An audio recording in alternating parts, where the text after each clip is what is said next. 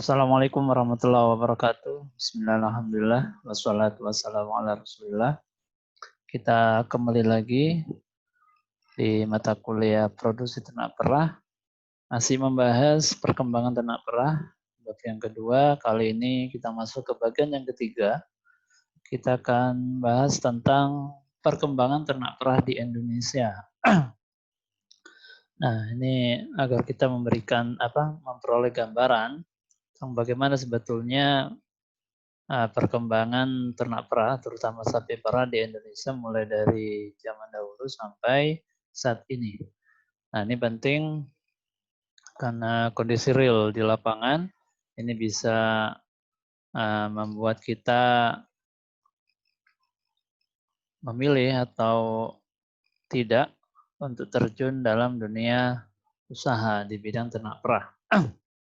Nah, pada pertemuan ini akan kita bahas tentang perkembangan ternak perah di Indonesia melalui dua periode. Jadi di Indonesia ada dua periode perkembangan. Yang pertama adalah periode pemerintahan Hindia Belanda, dimulai dari akhir abad ke-19 sampai tahun 1940. Kemudian periode yang kedua adalah periode pemerintahan Indonesia, mulai dari tahun 1950 sampai dengan sekarang. Sebenarnya ada periode pertengahan, yaitu di periode penjajahan Jepang. Namun di saat periode penjajahan Jepang ini, peternakan sapi perah di Indonesia ini dalam keadaan yang sangat kritis, bahkan bisa dibilang menuju kehancuran. Oleh karena itu, periode perkembangan itu hanya kita bahas di dua periode saja, yaitu periode masa pemerintahan Hindia Belanda, kemudian yang kedua adalah periode pemerintahan Indonesia. Nah, kita mulai dari periode Hindia Belanda, pemerintahan Hindia Belanda.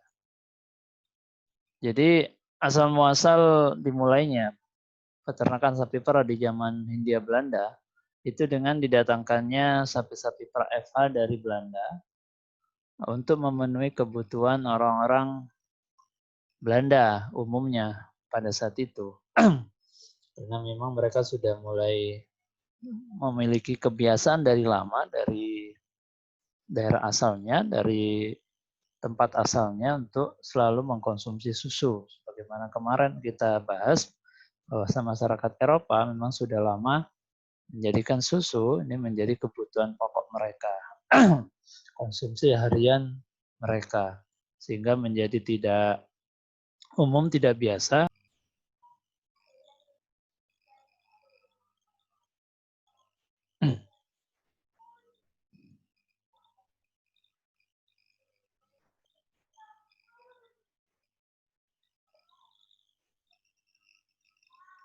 Ya,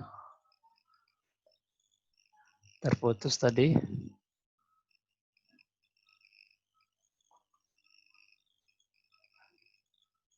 Kita coba.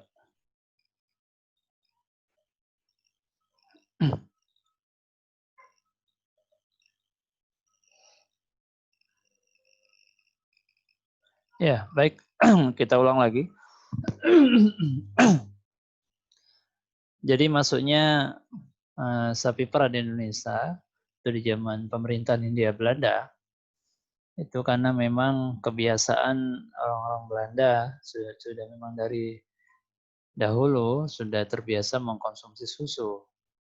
Kemarin di pertemuan sebelumnya sudah kita bahas bahwa masyarakat Eropa pada umumnya itu sudah terbiasa mengkonsumsi susu sebagai konsumsi harian mereka. Sehingga dimanapun mereka berada, walaupun tidak di daerah asalnya, nah kebiasaan ini tetap terbawa. Nah, sehingga orang-orang Belanda yang berada di Indonesia sedang penjajahan Belanda maupun masyarakat yang dibawa oleh penjajah Belanda, nah itu sudah terbiasa untuk mengkonsumsi susu. Nah, di sisi yang lain, di Indonesia sendiri pada saat itu tidak ada ternak-ternak perah. Tidak ada ternak-ternak perah lokal, baik itu sapi maupun kambing. Sehingga mau tidak mau mereka mendatangkan sapi FH langsung dari negaranya, yaitu dari Belanda. Nah, itu awal mula bagaimana ternak perah atau sapi FH itu bisa masuk ke Indonesia. Kemudian peternakan sapi perah berkembang biasanya berbentuk perusahaan dan pemilik perusahaannya adalah orang-orang Eropa, orang Cina, orang Arab, dan India. Sedangkan pekerja di perusahaan tersebut adalah orang-orang pribumi. Jadi orang-orang kita, orang-orang Indonesia pada saat itu, mereka banyak yang bekerja di peternakan sapi perah, tapi mereka tidak mengkonsumsi, mereka hanya bekerja sebagai buruh kasar. Nah, sedangkan yang mengkonsumsi susu pada umumnya adalah orang-orang Eropa atau orang asing lainnya yang ada di Indonesia pada saat itu. Maka mengapa demikian? Kenapa orang Indonesia tidak mengkonsumsi susu? Bisa jadi yang pertama karena mereka belum terbiasa untuk minum susu. Yang kedua, kemungkinan pada saat itu kondisi ekonomi masyarakat Indonesia tidak memungkinkan untuk membeli susu. Karena kita tahu di zaman penjajahan Belanda secara umum masyarakat Indonesia dalam keadaan tertindas. Nah, untuk makan pokok saja mereka begitu kesulitan, makanan pokok saja mereka, apalagi untuk mengkonsumsi susu yang pada saat itu merupakan kebutuhan tersier bagi sebagian besar masyarakat Indonesia. Nah, jadi itu yang menjadi alasan orang Indonesia tidak banyak mengkonsumsi susu. Dan ternyata hal tersebut terbawa sampai saat ini. Nah, susu belum menjadi kebutuhan pokok bagi masyarakat Indonesia. Itulah mengapa konsumsi susu per kapita penduduk Indonesia itu sangat rendah. Kemarin kita sampaikan hanya 4 liter per kapita per tahun. Nah, sangat rendah sekali jika dibandingkan dengan masyarakat Eropa yang bisa mencapai 200 liter per kapita per tahun. Nah, ini perkembangan ternak perah di masa periode Hindia Belanda. Berlangsung sampai tahun 1940. Kemudian, ketika Indonesia merdeka, memproklamirkan kemerdekaannya, maka mulai berbenah, mulai membangun bangsa ini. Nah, demikian pula di bidang peternakan juga mulai secara bertahap, secara perlahan-lahan mulai membangun. Maka di periode pemerintahan Indonesia, perkembangan ternak perah dibagi menjadi 2 periode. Yaitu periode pertama tahun 1980 sampai 1997 yang disebut sebagai periode peningkatan populasi sapi perah. Kemudian periode kedua tahun 97 sampai dengan sekarang yang disebut dengan periode stagnasi. Nah, pada periode pertama pada periode peningkatan populasi sapi perah, ini pemerintah mengeluarkan 3 kebijakan. Yang pertama adalah mengimpor sapi perah besar-besaran, terutama dari Australia dan New Zealand, pada awal 1980 untuk merangsang peternak meningkatkan produksi susu. Selain itu, pemerintah juga melakukan program inseminasi buatan untuk meningkatkan mutu genetik atau kualitas genetik dan populasi sapi perah. Dan yang ketiga, perbaikan manajemen melalui paket-paket kredit, pemberian paket-paket kredit kepada peternak agar usaha mereka semakin berkembang, baik melalui program paket main muda, koperasi, POSP, Banpres, PIR, dan MEE. Nah, 3 kebijakan yang dikeluarkan pemerintah ini didukung dengan dikeluarkannya SKP 3 Menteri, yaitu Menteri Perdagangan dan Koperasi, Menteri Perindustrian, dan Menteri Pertanian yang ditandatangani pada tahun 82. Nah, diperkuat lagi dengan Impres nomor 2 tahun 1985 tentang industri pengolahan susu atau IPS yang wajib menyerap susu produksi peternakan rakyat. Jadi setiap industri pengolahan susu yang ada di Indonesia pada saat itu diwajibkan oleh pemerintah untuk menyerap susu produksi peternakan rakyat. Nah, tanpa terkecuali. Nah, ini dalam rangka untuk memberikan stimulus rangsangan kepada peternak untuk terus berusaha meningkatkan usahanya, meningkatkan produksinya. Karena memang peternakan kita pada saat itu atau sebagian besar peternakan kita adalah peternakan tradisional, peternakan rakyat. Kepemilikan ternaknya di bawah 10 ekor, kemudian mereka masih belum mampu mengolah secara mandiri hasil-hasil susu.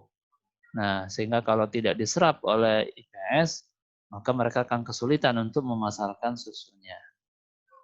Nah, dengan adanya impres ini, maka industri-industri pengolahan susu wajib untuk menyerap susu-susu dari peternakan rakyat. Nah, program ini dikenal dengan yang sebutan BUSEP atau bukti serap susu. Nah, kebijakan-kebijakan di atas yang telah dikeluarkan oleh pemerintah ternyata berhasil meningkatkan kesejahteraan masyarakat, meningkatkan populasi, dan meningkatkan produksi susu pada saat itu. Beberapa indikator kenapa kebijakan data dikatakan berhasil, karena pada saat itu yang pertama, populasi sapi perah meningkat dari 94.000 ekor menjadi 325.000 ekor. Di antaranya dengan mengimpor 125.000 ekor. Nah, dengan peningkatan populasi sapi perah ini juga diikuti dengan peningkatan produksi susu yang semula 25.000 ton menjadi 382.000 ton. Kemudian rasio impor susu dengan produksi dalam negeri menurun dari 20:1, yaitu 20 bagian diimpor, 1 bagian dari dalam negeri, menjadi hanya 2:1. Jadi 2 bagian diimpor, 1 bagian merupakan produksi dalam negeri. Nah, rasio ini sebetulnya sangat penting karena dengan rasio impor susu dan produksi yang semakin rendah, ini akan mendorong peternak-peternak rakyat untuk selalu meningkatkan usahanya.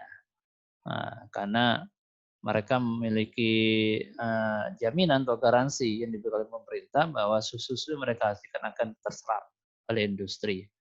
Nah, kalau rasio impor susunya tinggi 20:1 atau bahkan keran impor tidak dibatasi, ini juga akan menurunkan antusiasme peternak untuk berusaha. Karena jelas dengan sistem pemeliharaan yang sangat sederhana, kualitas susu yang masih fluktuatif, jika jika bersaing dengan produk-produk susu yang dari luar negeri pasti akan kalah. Nah, maka kebijakan pemerintah yang membatasi rasio impor susu ini sangat membantu sebetulnya kepada peternak. Kemudian indikator yang keempat adalah koperasi susu bertambah. Yang semula hanya 11 buah, sekarang menjadi 201 buah. Nah, yang terakhir, industri pengolahan susu IPS yang semula masih berupa repacking susu recombine, sekarang sudah menjadi industri finish product.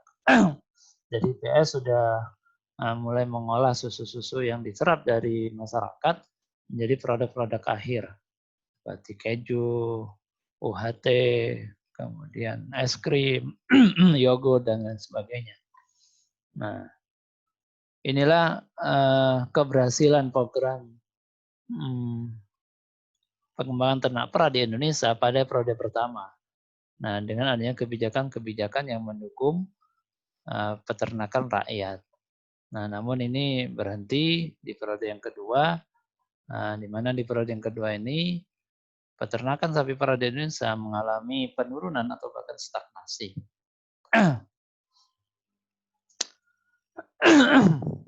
Nah, pada periode yang kedua, sebelum memasuki periode yang kedua, pada tahun 1988, program BUSEP, bukti serap susu, itu dihapus. Nah, jadi IPS tidak lagi diwajibkan untuk menyerap susu-susu dari peternakan rakyat, sehingga peternakan rakyat pada saat itu sudah mulai goyang.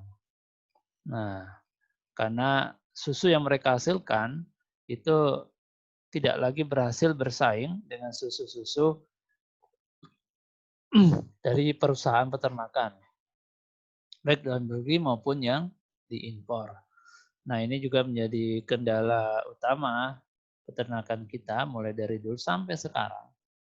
Nah, sehingga ini menjadi wajib menjadi perhatian kita semua, dan memang di satu sisi ini melemahkan peternak rakyat, tapi di sisi lain ini merupakan tantangan sebetulnya.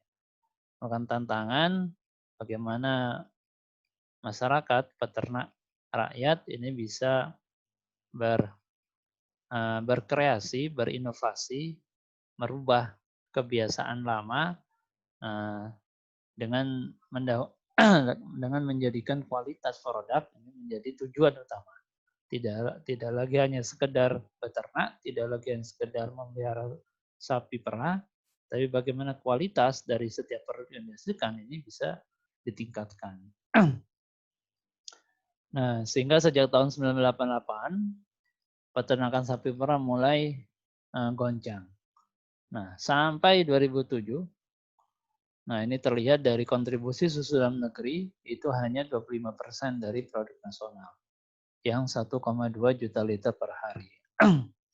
Nah, hal ini juga semakin dilemahkan sejak tahun 98, yaitu tahun resesi ekonomi, pada saat itu krisis ekonomi yang melanda Indonesia. Posisi peternak rakyat terhadap IPS menjadi semakin lemah semenjak adanya persaingan pasar global.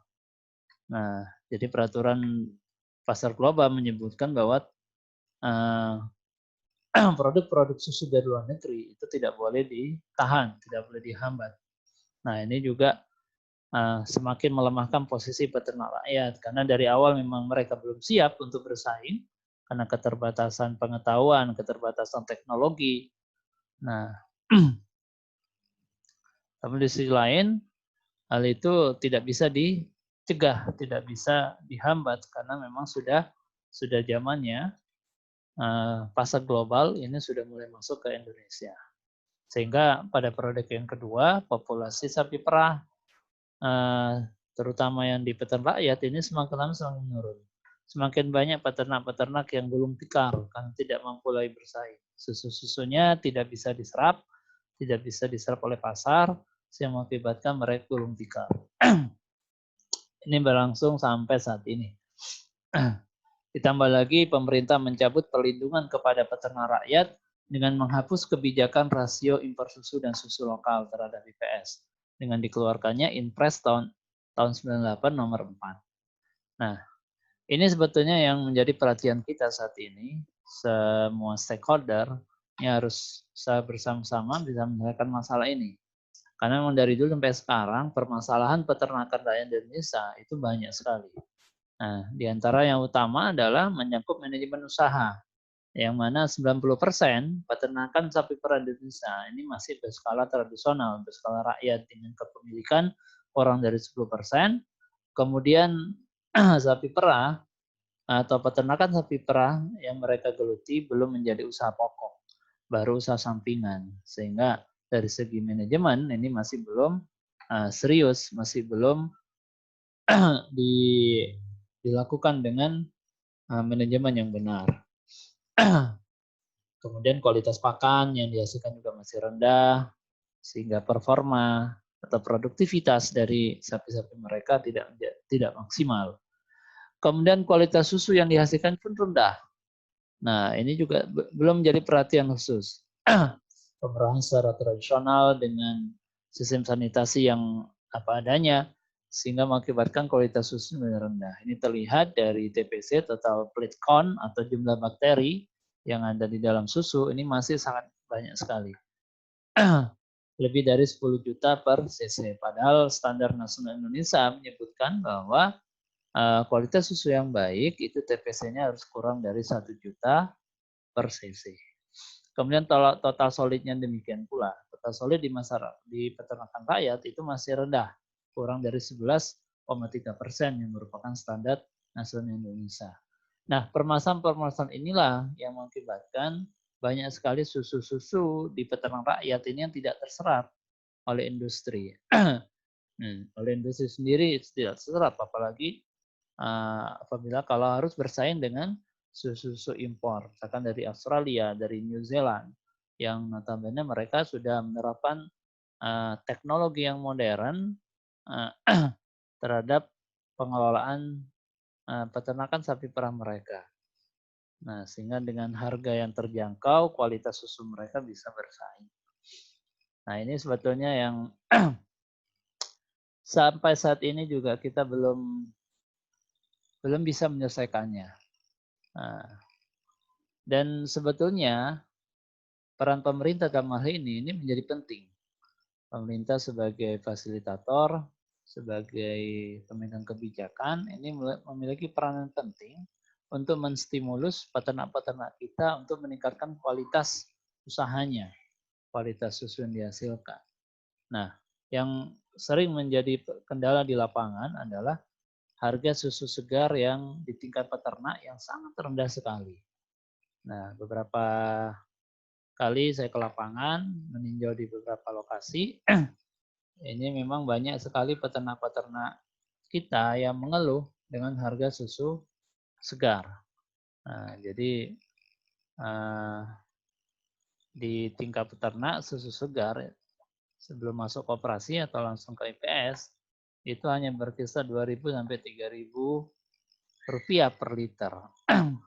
Nah, menurut mereka harga ini terlalu rendah sehingga tidak cukup untuk menutupi modal yang mereka keluarkan dalam usaha. Nah, ini juga sebetulnya harus menjadi perhatian. Nah, beberapa keluhan dari mereka, bukannya mereka tidak mampu meningkatkan kualitas susu yang dihasilkan, menjaga kualitas susu yang diminta oleh IPS, tapi dengan harga jual di tingkat peternak yang terlalu rendah, mereka menjadi tidak bersemangat untuk memenuhi target perusahaan. Nah, ini menjadi dilema tersendiri. Maka ada beberapa alternatif yang bisa kita kerjakan untuk mengatasi permasalahan ini.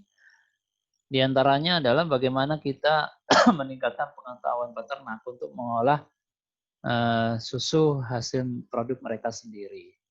Nah, artinya dengan memutus rantai distribusi yang panjang, mereka bisa langsung menjual produknya langsung ke konsumen. Tentunya dengan pengolahan lebih lanjut, baik dalam bentuk susu pasteurisasi ataupun olahan lain seperti yogurt, keju, dan lain sebagainya. Nah, ini akan membantu peternak untuk meningkatkan pendapatannya. Baik. Nah, kita akan lihat bagaimana perkembangan populasi sapi perah di Indonesia ter-up to date, terkini. Data dari Badan Pusat Statistika, jumlah populasi sapi perah menurut provinsi di tahun 2020 ternyata memang masih didominasi di Pulau Jawa. Jadi sebagian besar peternakan sapi perah di Indonesia ini masih terkonsentrasi di Pulau Jawa. Lebih dari 95% itu populasi terkonsentrasi di Pulau Jawa. Nah, di Pulau Jawa sendiri yang paling banyak populasinya adalah di Jawa Timur. Ya, di Jawa Timur. Ada 298.052.520 ekor. Nah, Jawa Timur memang dari dulu sejak zaman penjajahan Belanda memang merupakan sentra peternakan sapi perah, terutama di daerah Malang dan sekitarnya, Lumajang, Pasuruan.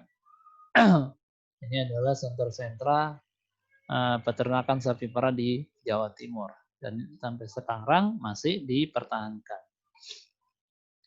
Kemudian di Jawa Tengah, di kawasan Dieng, Baturaden dan sekitarnya ini juga sudah banyak sapi perah di sana. Ada sekitar 150.000 ekor. Kemudian di Jawa Barat, di daerah Bandung terutama, di Bandung Utara, yaitu di Lembang dan Bandung Selatan, di Pangalengan. Kemudian di Bogor, daerah Ciberem, Cisarua, Puncak. Nah, ini adalah sentra-sentra peternakan sapi perah di Jawa Barat. Selebihnya tersebar di Yogyakarta, Sumatera Utara, Sulawesi Selatan, dan sekitarnya dalam jumlah yang sangat sedikit.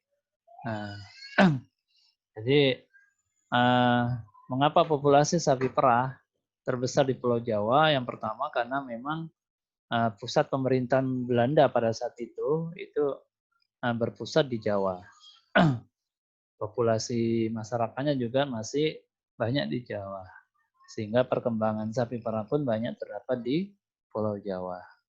Nah, sebagaimana di awal saya jelaskan bahwa peternakan sapi perah yang dimiliki oleh orang-orang Eropa, orang-orang penjajah Belanda pada saat itu, walaupun kepemilikannya adalah milik asing, milik bangsa-bangsa Eropa, Cina, India, Arab, dan sebagainya, tapi pekerja-pekerja dalam peternakan tersebut adalah orang-orang pribumi. Nah, dan ini menjadi cikal bakal berkembangnya peternakan rakyat di Indonesia.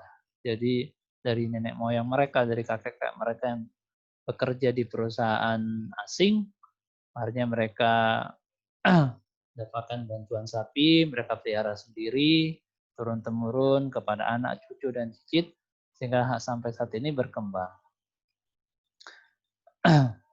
Baik, ini populasi sapi perah menurut provinsi di tahun 2020. Kemudian kita lihat bagaimana perkembangan populasi sapi dari tahun 2014 sampai tahun 2020. Nah, di sini kita lihat memang terkonsentrir masih di Pulau Jawa, masih mendominasi mulai dari tahun 2014 sampai 2020. Ini populasinya terus meningkat mulai dari 400.000 ekor terus meningkat sampai 600. Pada tahun 2020 totalnya 676.943 ekor. Nah, dan ini masih mendominasi populasi sapi perah secara nasional, ya. Nah, di daerah lain seperti Sumatera, Bali, Kalimantan, Sulawesi, Maluku ini masih sangat sedikit sekali. Nah, sebagaimana saya sebutkan di awal, memang karena populasi dari awal memang terkonsentrasi di Pulau Jawa, kemudian konsumennya pun lebih banyak masyarakat di Pulau Jawa, sehingga populasinya pun lebih banyak di Pulau Jawa. Nah, ini adalah gambaran, ini sudah pernah saya sampaikan di pertemuan pertama, di bab pertama pendahuluan, bagaimana kondisi suplai dan demand susu di negara kita.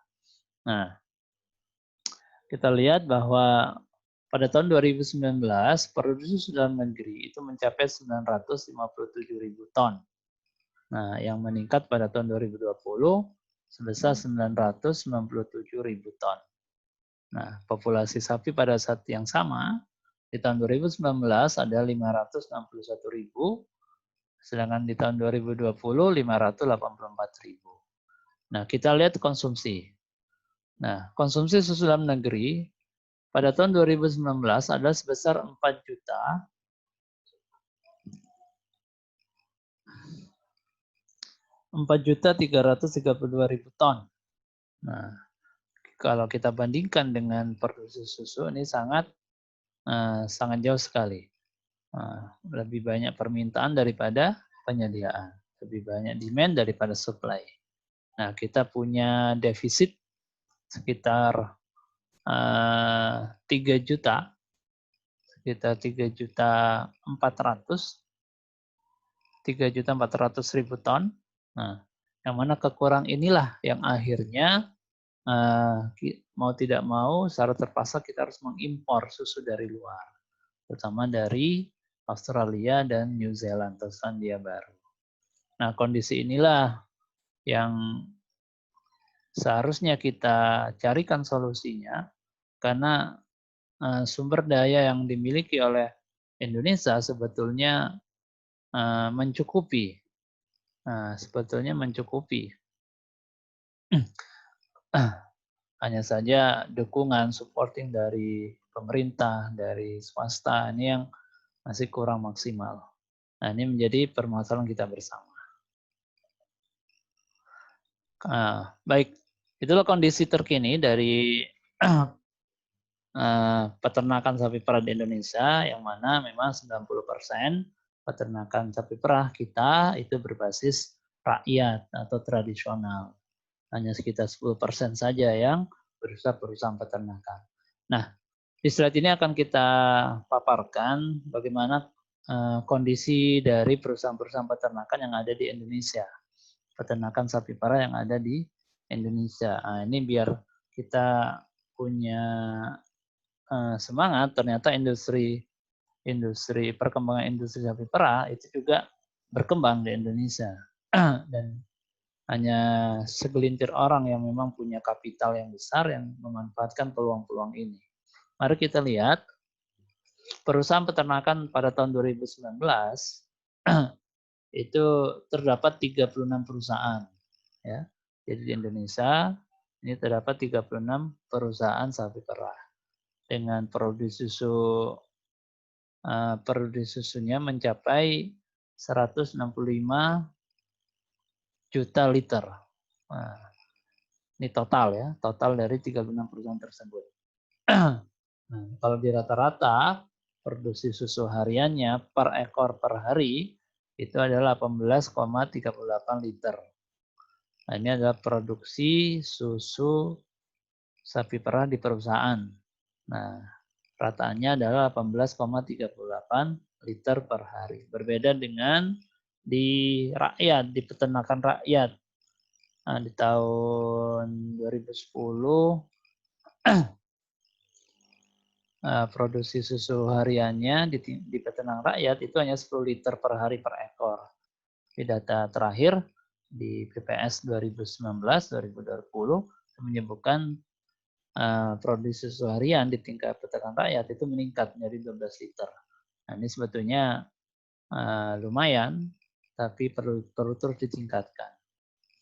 Nah, di perusahaan peternakan sendiri dalam hal pekerjaan mampu menyerap 1.449 pekerja dari 36 perusahaan. Jadi rata-rata setiap perusahaan ini memperkerjakan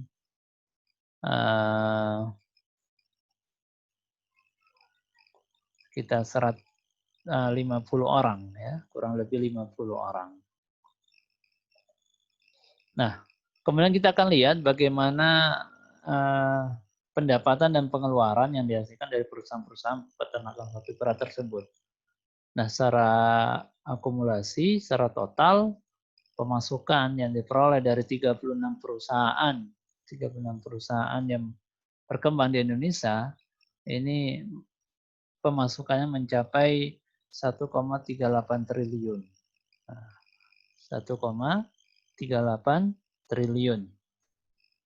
Dengan pengeluaran sebesar 778 miliar.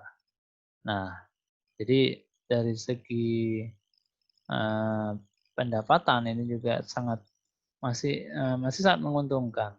Ya, secara kasar, keuntungan kasar ya, mulai dari kalau pemasukannya 1,3 triliun, pengeluaran 708, ada keuntungan sekitar 600 miliar yang ini keuntungan per tahun. Ya.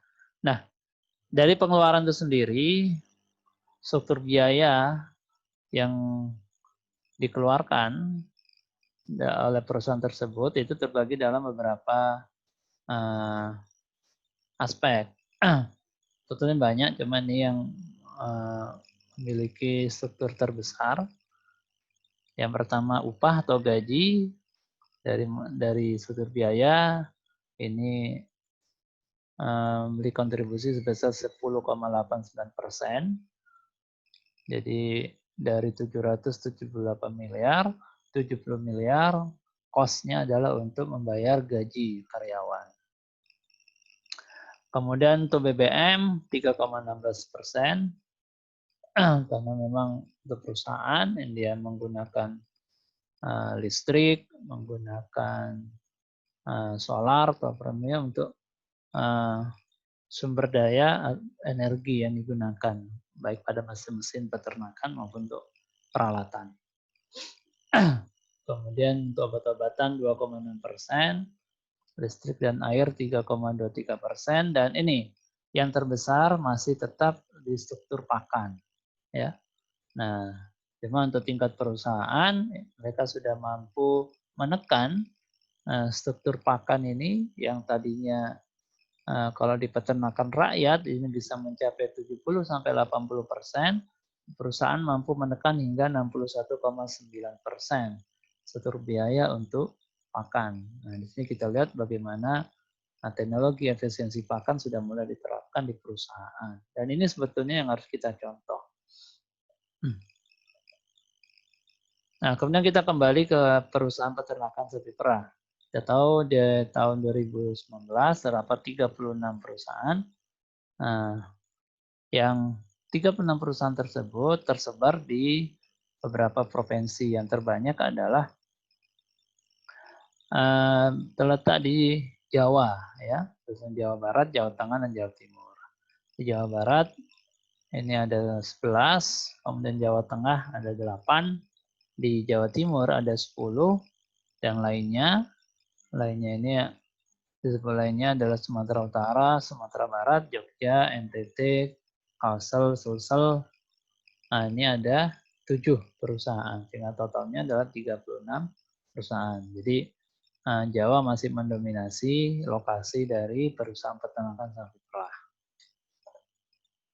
Kemudian berdasarkan provinsi dan kegiatan utama, perusahaan-perusahaan yang bergerak di peternakan sapi perah ini terbagi menjadi beberapa kegiatan. Nah, yang terjun ke pembibitan sapi perah atau dari cattle breeding, ini hanya ada satu perusahaan di Jawa Tengah. Kemudian yang bergerak di budidaya, di Jawa Barat ada 8, Jawa Tengah ada 7, Jawa Timur ada 7, lainnya 5. Totalnya berjumlah 27 perusahaan. Sedangkan yang bergerak di bidang meat collector atau pengumpul susu sapi, terutama dari koperasi-koperasi atau peternak-peternak rakyat yang berkumpul dalam koperasi, di Jawa Barat ada 3. Nah, ini ada di Pengalengan, di Lembang, kemudian di Cisarua. Kemudian Jawa Tengah nggak ada, di Jawa Timur ada 3, dan di daerah Malang, Batu, Pasuruan, sehingga totalnya 8. Nah, ini adalah sebaran perusahaan peternakan berdasarkan kegiatan utamanya. Nah, dan terakhir, status perusahaan berdasarkan permodalan. Nah, ini dari 36 perusahaan peternakan sapi perah yang berkembang di Indonesia pada saat ini, 3 diantaranya adalah PMA atau Foreign Investment, investasi modal asing. Nah, ini diantaranya adalah perusahaan Greenfield Indonesia yang dimiliki modalnya itu oleh Java Group. Sedangkan sisanya 33 perusahaan merupakan sebagian besar merupakan domestic investment atau perusahaan modal dalam negeri. Baik, Mas-Mas sekalian, demikian uraian tentang perkembangan ternak perah di Indonesia. Mudah-mudahan membuka wawasan kita mengenai kondisi terkini dari peternakan sapi perah yang ada di Indonesia, sehingga ini bisa memberikan gambaran kepada kita seperti apa sih kondisi real yang ada di lapangan, sehingga kita bisa memberikan informasi kepada masyarakat, atau bahkan mendapatkan informasi untuk mengembangkan peternakan sapi perah yang ada di Indonesia. Mudah-mudahan ini bermanfaat. Kurang lebihnya mohon maaf. Assalamualaikum warahmatullahi wabarakatuh. Subhanakallahumma bihamdika asyhadu an la ilaha illa anta astaghfiruka wa atubu